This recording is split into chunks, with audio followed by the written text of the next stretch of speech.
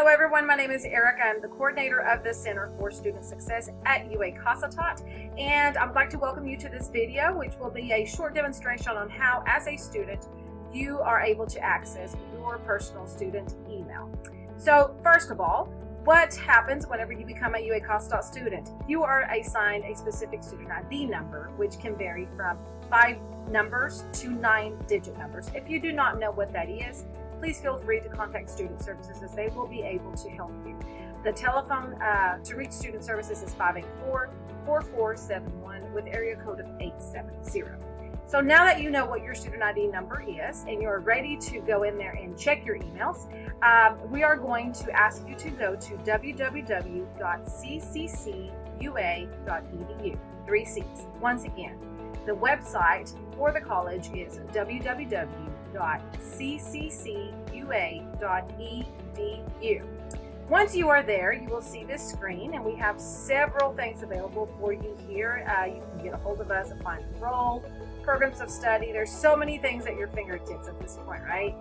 But we are going to focus in this specific video about Office 365, which is how to access your student email.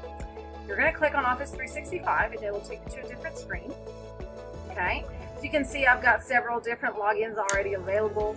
In your case, what we're going to do, since you've never logged in, I'm going to also pull up what we call a quick guide to Office 365, and you can also see that you've got the Blackboard, how to log into Blackboard, Campus Computers, and Campus Connect. This specific video is about the college email, and this states on here, okay, and I will be providing this link on the description for this video in case you want a copy of this login info sheet as well. So that being said, what you're going to need is you're going to need your student ID, because for your username, we're going to use UA underscore your student ID number at cccua.edu. So for example, let's say my student ID number was 1, 2, 3, 4, and 5.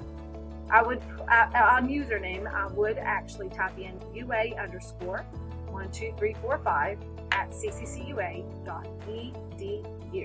Okay. For the password, it's going to be the first letter of your first name, capitalized. Okay.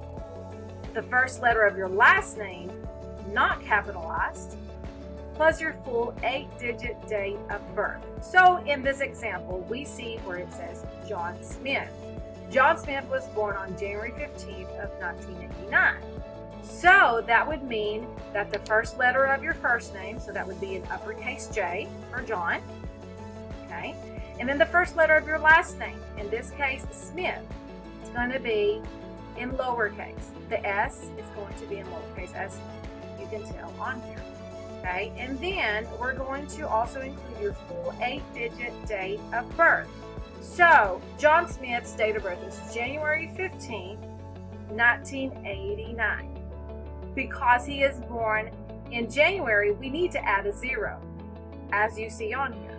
So, in this case, it would be 01 for January, the date is the 15th, and the full 4-digit year. 1989. So when you are at this point, okay, you're going to use your specific information to be able to access your email by using this guideline. Okay, once again, it is the first letter of your first name capitalized, the first letter of your last name not capitalized, and then your date of birth, full 8-digit date of birth. Okay. All right. So I'm going to log in myself, and as I do so, I am sharing my screen so that you guys. And I actually borrowed one of the IT email information so that I could show you and make this demonstration video. There we go. I've already put my student ID, and in this case, it is UA underscore 78264 at cccua.edu. Okay, so now I'm going to actually type in the password. Make sure you get all 8 digits of your birthday, all 8. Okay, so once you have done that, it'll actually let you sign in, and you've got all these things that we are able to provide for you as a student. Here is the Outlook, which is going to be how you access your email. But I do want to make a note, this is also how you can access Word, Excel, PowerPoint, and those things that are available for you as a student. Because while you're a student, we are able to provide that for you, which is also a great thing. Okay. All right. Once you have done so, you'll click on Outlook, and it'll automatically take you to your emails that you have been sent. And normally by now, even if it's your first time logging in, you should have a welcome email on there as well. If you have,